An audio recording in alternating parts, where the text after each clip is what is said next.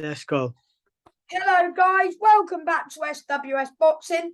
Today I've got Shocki Khan on, undefeated professional boxer. He is 4-0 and you're a super welterweight, aren't you?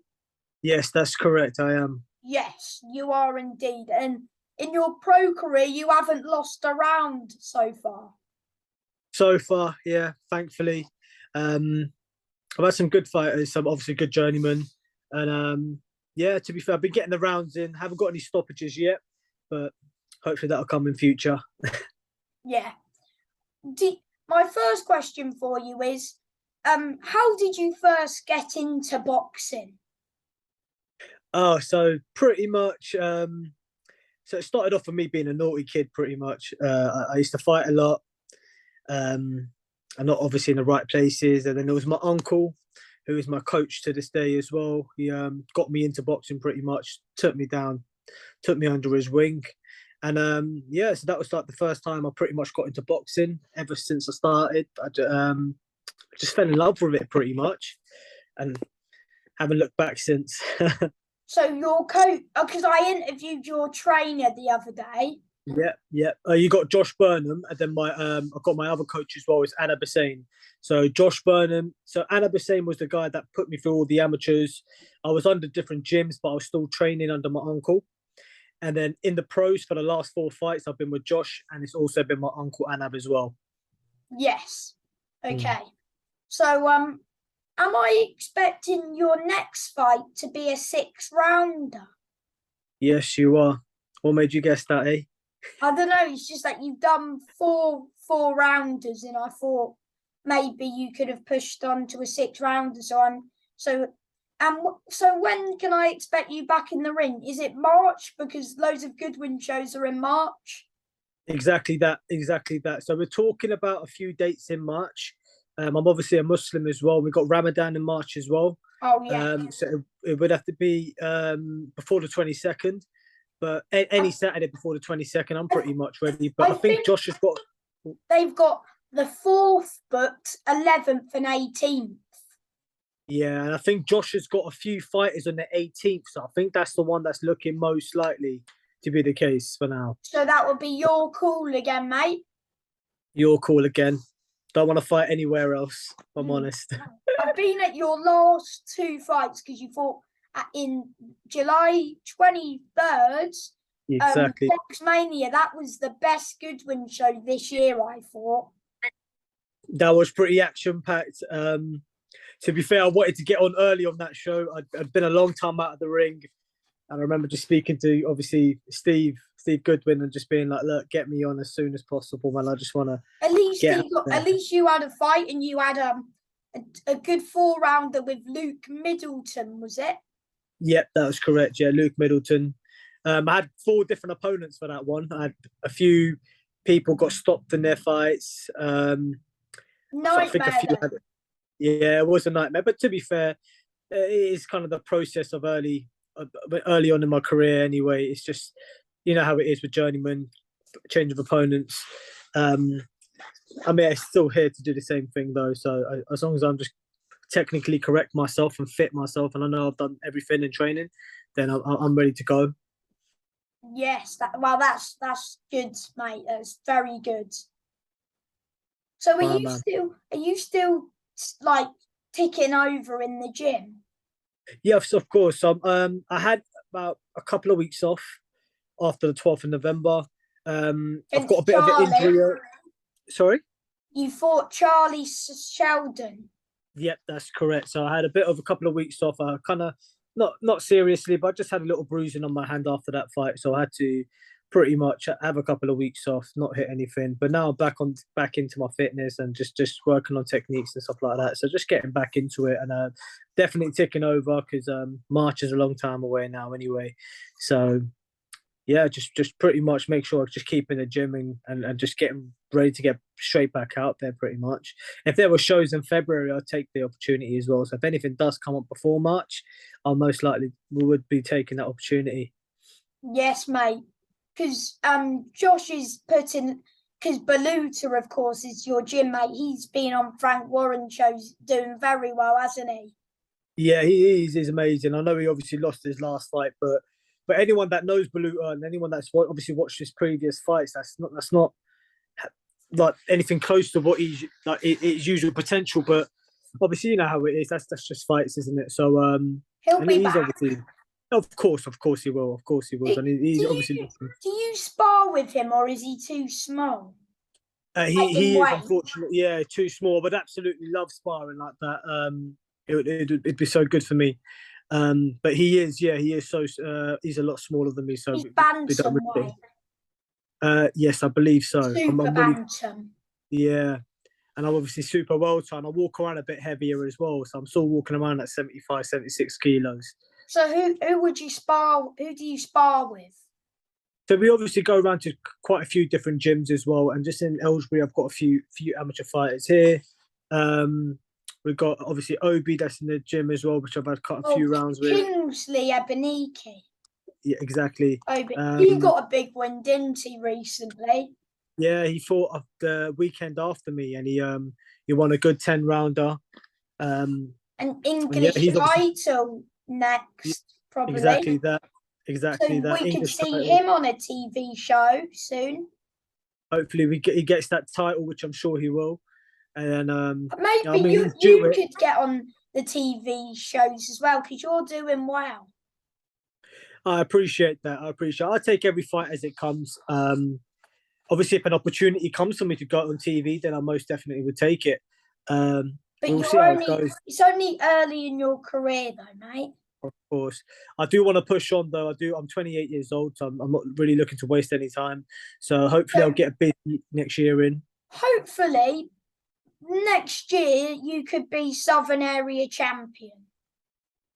God willing, we'll see how it goes. We'll see If how it that's the goes. goal, but you just keep training and maybe a few 6 rounders and then maybe an 8 round. You never know what opportunities there are. Of course, and to be fair, I'm one of those guys that I'll take every fight as it comes. So the next fight I'm concentrating on is my 6 rounder in March, and then we'll go from there. So God willing, I get the win on that. Then we talk about the next one. So When I are let the you managers. when are you announcing the fight? As soon as I actually know, I don't really know that it's 100% confirmed yet. But as soon as I get the go ahead, if I get the go ahead now, I'd probably just do it over the new year, just so it's obviously fresh after New Year's and things like that. So Yeah, and then you'll get the tickets and let everyone know the prices and just it, yeah. exactly that, exactly that. You bring a So noisy crowd though, mate. do you know what? My last one, you were there. The one before that, that's how they usually like. But the last one, I never. They weren't as noisy. I had a lot of my boys that were big ticket sellers for me are actually away at that time. So, but with my family alone, they're always quite noisy and they show the support, which is amazing. So I've got a lot of love for them. Didn't you go back to the changing room like when you walked out first? Yeah. So Why is that? it was to do my groin guard. So the groin guard I had on, they said it was apparently too small. Um, like too small around the waist. It's like it wasn't appropriate for like obviously the groin shots and things like that. So I didn't, and I was like, I just said to the official, I was just like, I fought in this for the first 3 fights as well, and they were just like, well, it's not suitable. So I had to run back. Lucky I had a spare one anyway, so I've obviously put that one on, which was a lot bigger. Um, so that was a bit of discomfort as well. But to be fair, that was the reason why I had to run out. But I got the win. That's the main thing. Yeah, I've because got like a I went to the toilet because after the first fight, and then I came back out because no, I saw you walk into the ring, so I went to the loo just quickly. Then I came back out and I saw you just disappeared, so I didn't know what was happening. to be fair, nobody knew, but all my people that come to watch me, they all ask me straight after, like, what happened? Why did you have to go back out? Like, I thought they'd make some sort of little announcement and just be like, look, he's just gone out. He's just going to put some appropriate something on. I don't know. But It everyone is was what like, it what is. is going on? I apologized to Charlie as soon as I got in the ring. I was like, Charlie, I apologize, man. Like, he's like, no problem. Let's get on with it. Yeah. So would you say that was the best you've performed so far? Oh, definitely not. Definitely not. Honestly, I had like a really bad back injury going into that fight. What, the Charlie Um, fight? the Charlie fight, yeah, I had like just a really bad lower back. I was seeing physios for the past like a couple of weeks before that. So why Uh, did you still fight? I'm getting on, and obviously felt so in sparring. We tailored the fight to. We were inspiring with the back like that pretty much. So when my back as it's injured, we obviously sparred different. We just changed up the facility, not the facility. Sorry, we just changed up the stance and things like that. So we had to just. I think we just have to push through sometimes, and I think it's very rare for fighters to go into fights when not having it like injury free. There's always something going on, and when I went to the physios and that as well, they did say obviously I could fight through it, which I did, and right now it's just about recovery pretty much. But I am fully healed up and I'm getting treatment every week anyway. So yeah, so the next one would be the big one where I could put in everything and fight to my full potential. So could I expect a knockout, or if it comes, it comes? Exactly that. If it comes, it comes. I'm not one of those guys. You see my physique. I'm a tall guy, rangy arms. I like to box. I don't like to scrap. I like my punches to be clean and my technique to be correct as well. Yeah. So, but I mean, look, if a knockout comes, I most definitely would take it. But I'm not one of Yeah. those guys that will be chasing it and doing everything. I wouldn't like to leave myself vulnerable. So what fight do you think you've performed your best in then so far? I'd say my fight against Jordan Granham. So your My second second, fight. yeah, and it would be that and the Luke Middleton one purely because I felt like I had him going at times. So, but the reason I say the Jordan Granham one is because it was a change of opponent again. It was quite late. Top I was supposed, amateur Jordan. yeah. Oh mate, 25 was it? I know, or something similar like that. Something like that. ABA champion, box for England, I think. Something like that. He was top amateur, mate. He is, and to be fair, that's why I rate that fight as being one of my best, purely because I know the credentials that he's got. Obviously, I know he's on the road now, but No, he he's was a still big doing boy well, on the mate. He's night. only been stopped 2 times. Yeah, I And, think he weighed in a and bit heavy in that one. I've heard that he's got he won his last fight on a Monday night or something. Oh, really? Yeah, he won his last fight. So Good on him. Good on him. Because yeah, he deserves a win every now and then, doesn't he? You know. oh, most definitely, most definitely. He puts in the work. He's out every week, so yeah, most definitely. I think the reason that was kind of hard as well was because he was a bit heavier that day as well. It was at 170, and I had to come in at 160. So was he the trickiest out of the four you fought? I wouldn't even say the trickiest in that sense. I'd say like he's the most powerful. I felt his jab. It bust my nose straight away. And it was just obviously people against like Luke Middleton and Charlie. If I felt like if I can land, I can get them going. But with So do you obviously, believe when the rounds get longer, these stoppages will start piling in? I think so. I think so. I think his 4 rounds is. I like to use the first round obviously to feel my opponent out, and then I obviously like to pick it up from there. But I most definitely think that when the rounds I go would on, say that out of the two that I watched when I was there, it was definitely Luke. I thought you performed better against, but you did well against Charlie though, even though it wasn't the best of performances. But you got the job done and you move forward. exactly that's what I'm most happy with anyway. I've got the win, and just on to the next now. Yeah, so you're looking forward to your next fight, 6 rounds. Yes, definitely, definitely. Obviously, I want to climb the rankings. I want to get up there. I want to get some titles. So yeah. How many tickets do you normally sell? Because you're quite a good ticket seller by the looks of things. To be fair, my last fight, I think that's my crowd just being noisy. I mean, my last fight, I only sold, I think, 80 in the end. I think, but Mate, that is most. still good because there's a few people out there who struggle to sell 40 odd, 30. So you Of count course, yourself lucky with the support because you're honestly, I love my people, and I do love the support I get. Obviously, my family being and my brothers are the best people as well, as they will actively go out and sell these tickets for me. They'll get good big groups together. So honestly, that's one big shout I'd always like to give is to my family. Obviously, the people that come and support me because I know how hard it is for people to sell tickets, and I'm so grateful that I have the amazing people around me. And a lot of my people, they're reoccurring. I have people that sometimes are not even in the country, but they'll still buy tickets, and they won't even tell me. And but they'll just buy tickets just to show me that support. So no, a big shout out to So they them. don't even come, but some people buy tickets. Definitely, yeah. So a lot of the time, I don't even know they're going to be out in the country, um, but they'll just grab a ticket and yeah, and Even though just if they can't make it, they're buying tickets. So fair play to them because of course, they're you showing got the support as well. oh 100%, 100%. That's why I've got a lot of love for my people that come.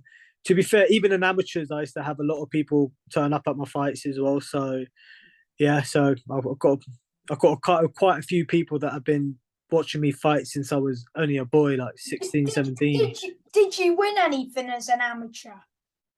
It was I wanted something in the alliance or some Northwest title or something like that. I made it to the ABAs of the novices. I competed quite a decent amount of times. I had like 30 odd ABAs, and I had like some Queensbury fights. Then I had some unlicensed fights as well. So I had like 40 odd fights in total, pretty much, apart from the pros. Um, so yeah, so I don't. I wasn't very. I never won much. I made quite a few semi-finals. I won like 5 home county titles, but I don't really count them because I never won the novices, so I only won a county. So But that's still good, man. it is good, but it's not. I want the top. I want all of it. Of course, mate. Of course. And do you want to shout out anyone who's helped you in your career? Always my sponsors. You can obviously find them on my Instagram, Junior Shavkat. Obviously, the Mez One, CBD Sensei, Morla, got Adams Roofing, got Minotaur Fight Store. These guys have been supporting me for a long time as well, so I had to always give them a big shout out. You've got Obviously, a load of people backing you, mate. Oh, hopefully it's more in the future as well. Yeah. Just to join the journey, man. Just hopefully get to the top one day. But it's either them as well, and there's also obviously my coaches as well, my uncle Josh. The guys have been supporting me, so yeah, big shout out to them as well. And my last question for you, Shocki, is do you have any advice for someone who wants to be a pro boxer? Is that like them come from the amateur route and stuff like that, or? Oh no, just in general. So you recommend going down that amateur route, do you? 100%. You need experience. One thing I would always say as well, a lot of people don't do this, but in the amateur fights, that's where you need to start simulating that type of ticket selling. So do let people know where the fights are. Do let them know that they can buy tickets and stuff like that. Just get that experience of selling tickets. A lot of people don't do that in the amateurs. They don't tell people they're fighting. They just tell them. They don't. I would always put my locations. People would contact me, say good luck. I'd always say, look, if you're free, guys, you can always come down. So always, I'll definitely say amateur route is England boxing is the best way. And yeah, just to if you're going to turn pro, obviously the ticket selling is always going to be something that's going to be a bit of a struggle at the start. So most definitely start advertising it and just push your social media because that's the days how it is now. Social media is like everything. So promote yourself. Yes, mate. And thank you for your time, mate, and just keep smashing it, yeah? Thank you, Sam. Thank you very much as well. When I get that Southern Area title, we'll run this back, yeah? Yes, mate. More than welcome anytime, mate. Thank you very much, Sam. You take care, pal. Yeah, mate. And you. Bye. Yeah.